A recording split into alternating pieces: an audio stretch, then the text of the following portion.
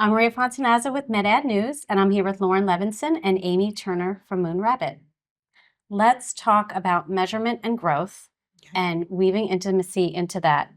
So, how you're defining intimacy. This can be emotional, it can be qualitative.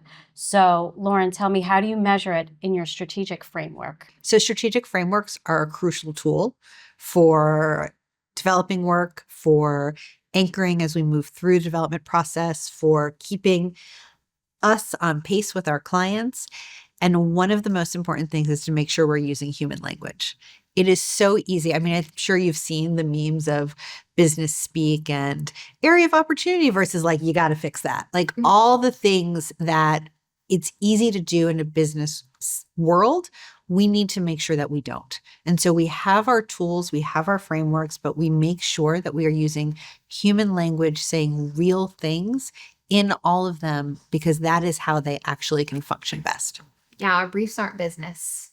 They're really, truly inspired by the people that we talk through and figuring out what means and what matters to them and how they communicate with each other about said disease state or said symptom. It's different for everyone in the way that they experience their disease state. So we want to make sure that we are speaking their speak, not speak that we think that they speak. And I think that that's really important when we think about it from a media perspective. We pull that through to search.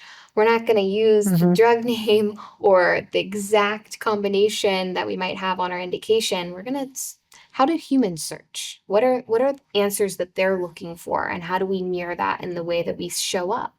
And from a creative standpoint, and then also how we pull that through media. So the framework is really about staying true to that true insight and pulling intimacy all the way from the brief to the execution. And so, to your point there, what KPIs or feedback mechanisms do you use to make sure that your work is moving the audience? Every client wants to know the numbers, right? So we actually use the user journey funnel that everyone else uses, but we have a couple more stages to it. And we'll tie everything back to each of those stages. So if there's a creative message that we know needs to reach an audience that maybe isn't on treatment or isn't aware, that user journey is going to look totally different than someone who's already considering treatment or is on a different treatment. Their pathways to conversion are not the same. So trying to treat the audience into one funnel or forcing everyone into a box isn't usually the way that we look at things. It's bespoke. We're a bespoke agency. Our clients deserve bespoke strategy. And so we do that from the planning stage. From a measurement perspective, I'll go back and I'll evaluate each and every single one of those user journeys, which sometimes can be a lot, and all the metrics that we tie to each one of those stages. And instead of just looking at that ultimate conversion volume, I'm looking at the shift in mindset between those levels. So did I move the needle from someone that I predict that this engagement type is an awareness engagement to an educational to a conversion?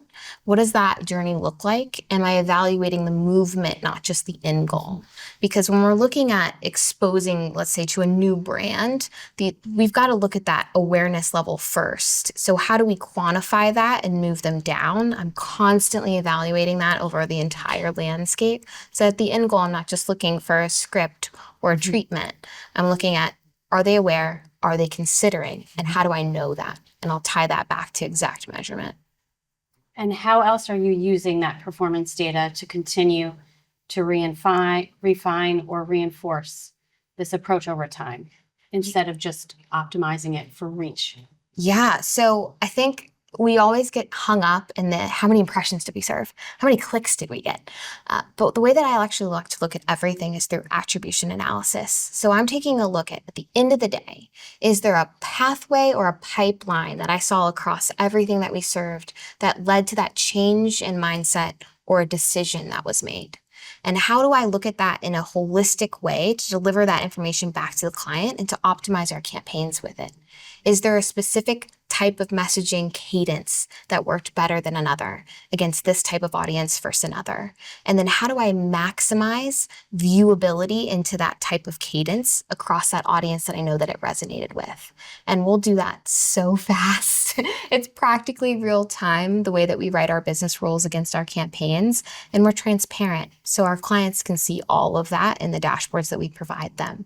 So as much as we like to move super fast, our clients sometimes are looking at that and refreshing it every 15 minutes. We want them to be aware of the shifts and changes that we make on their campaigns so that they can be successful with their leadership and communicate that upwards too.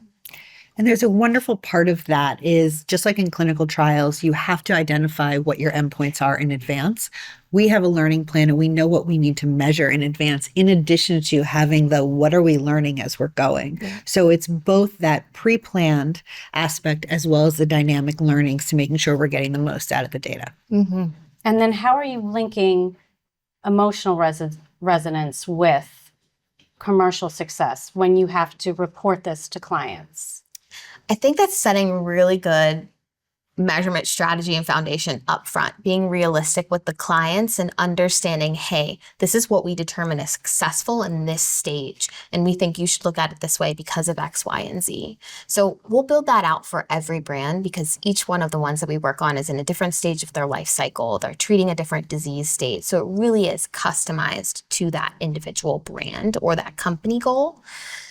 When it comes to outcomes, that's what their bosses care about, right? So we got to make sure that we hit that too. And if we can evaluate the pathways that we determine lead to the best conversion volume, then we can show positive ROI for our campaigns and that we're optimizing towards it.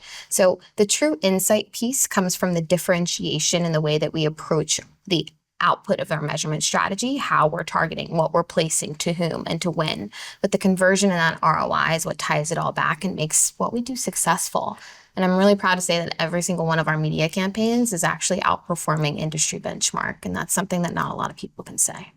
And it's all based on the actual insight of a problem that actually needs to be solved, right? It doesn't matter how good a campaign is if it's not addressing an actual need and not speaking to the cultural moment, the truth of where the customers are, and what success looks like. So when we're going into this plan, we have very clearly looked at what the classic Prochaska behavior change model is, what the stages are, what we need to accomplish at each one of these moments to get to that conversion and ROI. So we're setting Aimee and her team up for success with something that we know is going to actually drive behavior change.